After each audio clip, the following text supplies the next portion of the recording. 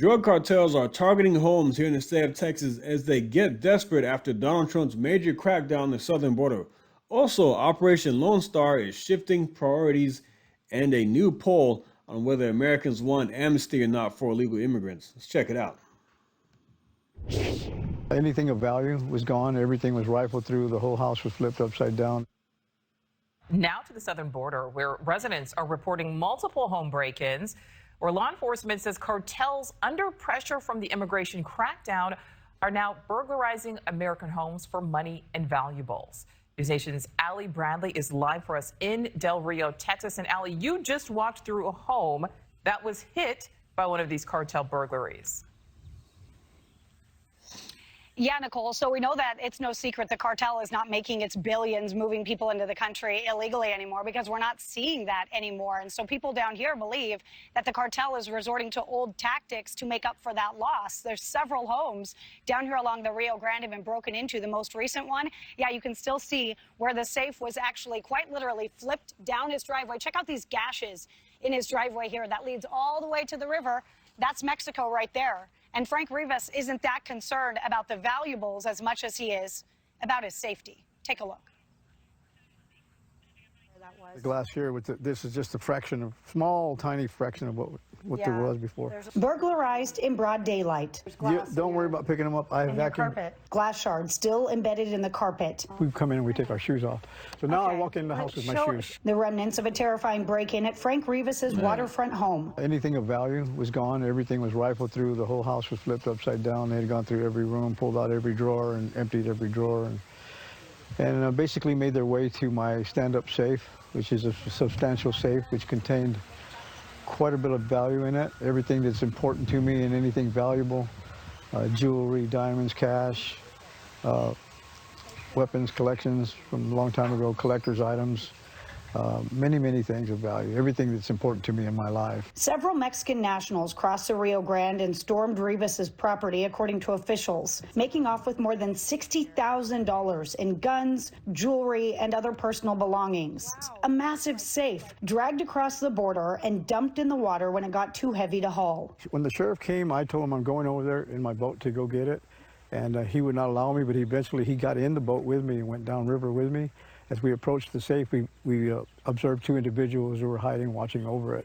So we had to turn back. So I don't want to get shot.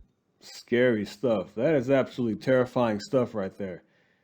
You see two people watching over it. Who knows what they would have done? With my own rifles, and so we turned back. Mexican officials even stood guard over the waterlogged safe for days, but Rivas couldn't retrieve it. It was in Mexico. And the thieves, they still got away with several of his guns. So then you get that sinking feeling. This stretch of the river was once the epicenter of the border crisis back in 2021. But lately, things had been quiet. Rivas let his guard down. He says that won't happen again. If I'm going to stay, it has to be fortified. There's no choice about it. So I have to make it somewhat of a living prison for myself, which is really sad, as beautiful as this place is. It's a response echoed by law.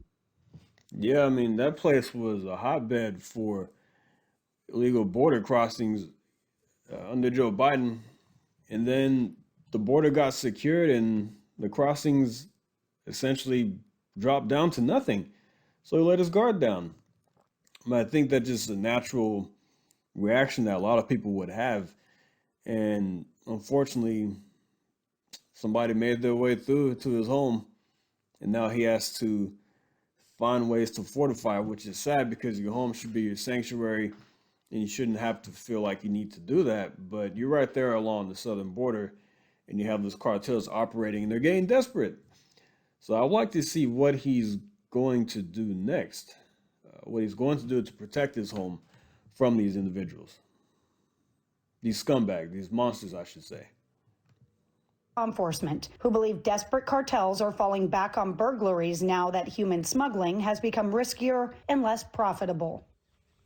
Now, part of that home fortress and that fortification, these guys, this is Bonnie and Clyde. These are new pit bull mixes that he just got to offer some more protection for his home. He says it's going to be a couple months before they can actually react. But at this point right now, he's doing things like this to keep himself safe. He needs a little help because right now, he says he's completely in the dark. Right now, his belongings are over in Mexico. He's being told his guns are as good as gone because technically they crossed into Mexico illegally.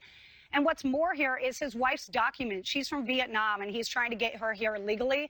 But Nicole, all of those documents are in that safe. He does not know if he's ever going to see those again and how they'll move forward. Yeah, if Joe Biden was still president, or Kamala Harris, you just tell her to come across the border and she'd cross it over into that river into his home.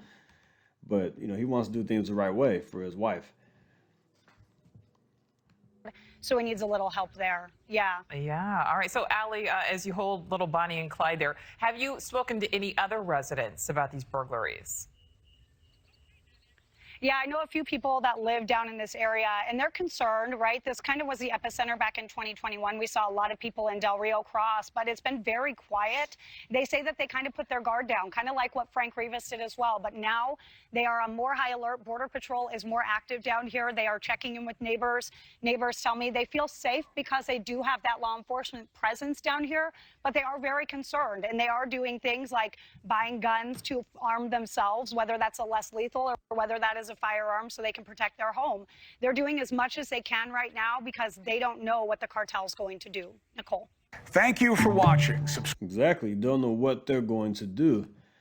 So the pit bulls, that's a good idea. You could definitely, that'll definitely be a deterrent because these burglars don't want to be heard. These, you know, these cartel members specifically don't want to be heard.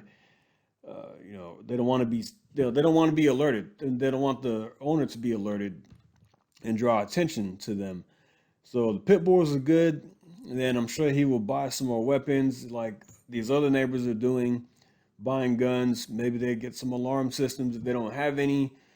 You know, like I said, naturally lay your guard down. That the border's been secure and there's nothing coming across, but you have situations like this that'll still happen. But it's good to see that the Border Patrol, you know, troops are checking in with neighbors and making sure everything's okay. So that's good to know, thanks to President Trump with the heavy law enforcement presence down there at the southern border, as well as Texas doing our thing with our law enforcement here. So we'll see what happens going forward with people and how they respond to this. But let's talk about Operation Lone Star for a second. Some Texas scorecard. Texas National Guard mobilizing to assist ICE. Soldiers will reportedly operate illegal alien detention centers and provide security for some ICE operations. The Texas National Guard is mobilizing to support ICE operations across the state, sources confirmed to the Texas scorecard. The deployment will reportedly center on managing large-scale detention facilities designed to facilitate mass deportations, with judge advocate general officers potentially deputizing to streamline legal processes. Hundreds of National Guard troops from across the nation will also be deployed to protect and support ICE agents in the field amid heightened threat from a heightened threat environment for federal immigration officers. Yeah, crazy stuff. Attacks up by 830% this year. Scary stuff. Under Operation Lone Star, launched in 2021, Texas has already deployed thousands of National Guard troops to the southern border in response to the Biden administration's lax enforcement policies. Very lax. According to officials in border counties, some of those assets have already been pulled back, as U.S. Customs and Border Patrol protection officers are now being empowered to do their jobs. Texas has reportedly eased off of arresting illegal aliens and charging them with criminal trespassing as the federal government assumes responsibility for the border security operations, as they should. The federal government is responsible for that, but Texas has had to protect our borders because Joe Biden was not doing his job. So it's good to see that we have an administration taking this seriously and doing the job they're supposed to be doing.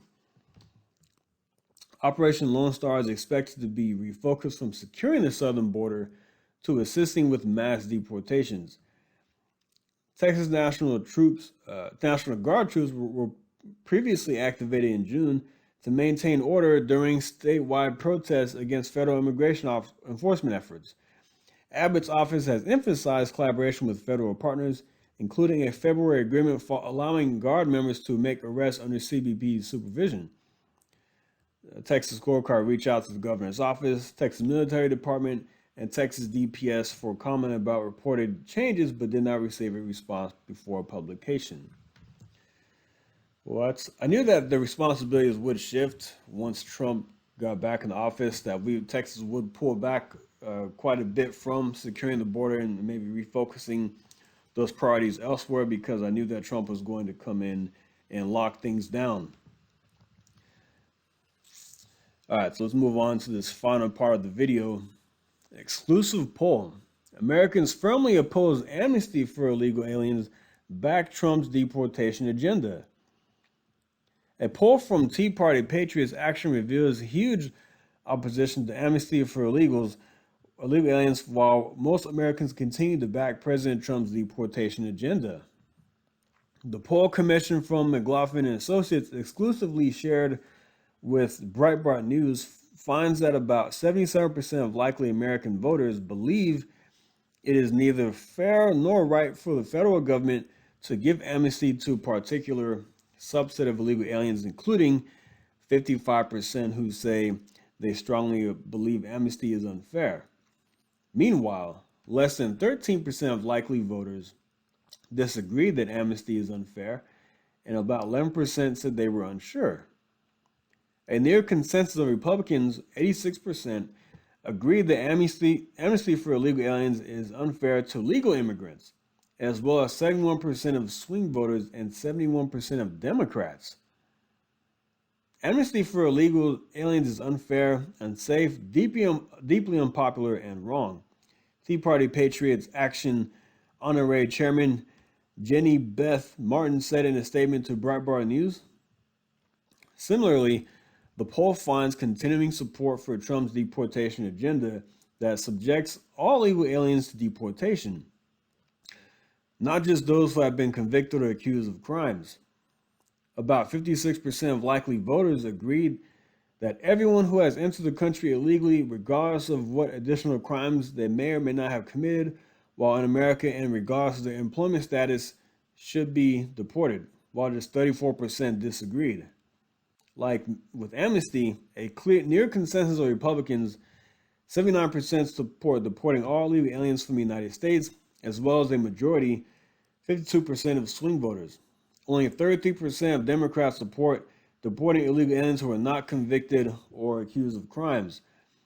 So there's no surprise that 79% of Republicans want all illegals gone from the country, and no surprise that a majority of swing voters, because that issue is very big to them as well, and 33% of Democrats, so a third, that's actually higher than what I anticipated. Congress and the administration should heed our polling data as they continue the process of repairing our country from the disastrous open border policies of the previous administration. Americans also largely agree on showing proof of U.S. citizenship and identification for elections, the polls show. About 83% of likely voters said proof of citizenship ought to be required to register to vote. Yeah, I agree, 100%, including 92% of Republicans, 82% of swing voters, and 73% of Democrats. So even Democrats are on board with this, that you have to have proof of U.S. citizenship and identification for elections. This is one issue that a lot of Americans do agree on. This one here about showing proof of citizenship. Now, this is the far left that believes that they don't want to have show proof of citizenship to vote. They want illegals to vote. But this is an issue that a lot of Americans can agree on, as well as the whole transgender nonsense with kids. Most of Americans agree that kids should not be allowed to get those type of surgeries. Similarly, 79% of likely voters said voters should be required to provide identification when voting, even when voting via mail-in, overseas, or absentee, including 89% of Republicans, 76% of swing voters, and 70% of Democrats. There you go. People agree on that issue right there. So that's an interesting poll. I mean, yeah, 1,000 people. It's not 330. Not interviewing 330 million Americans. Not questioning them, but 1,000 people, and it's a good percentage of these people agree on the same issue. You can take this poll time and time again, and I guarantee in different areas of the country, and I guarantee you get almost the same answer. That's just my take from other polls I've seen over the past few years. This is something that Americans agree on. And the whole amnesty thing, it's like Tom Homan said, you can't just,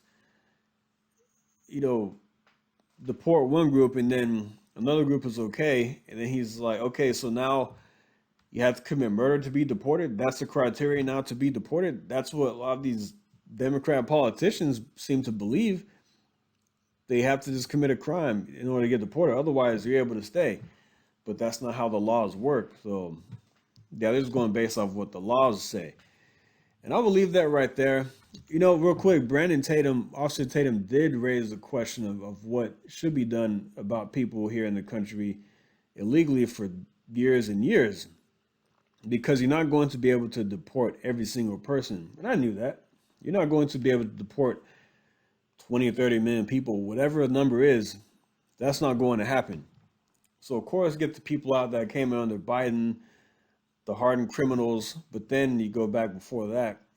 He was saying there should be a conversation that should be had about, let's say, maybe you have to pay some kind of fee to get some kind of residency, maybe get put on a 5-year plan or something like that.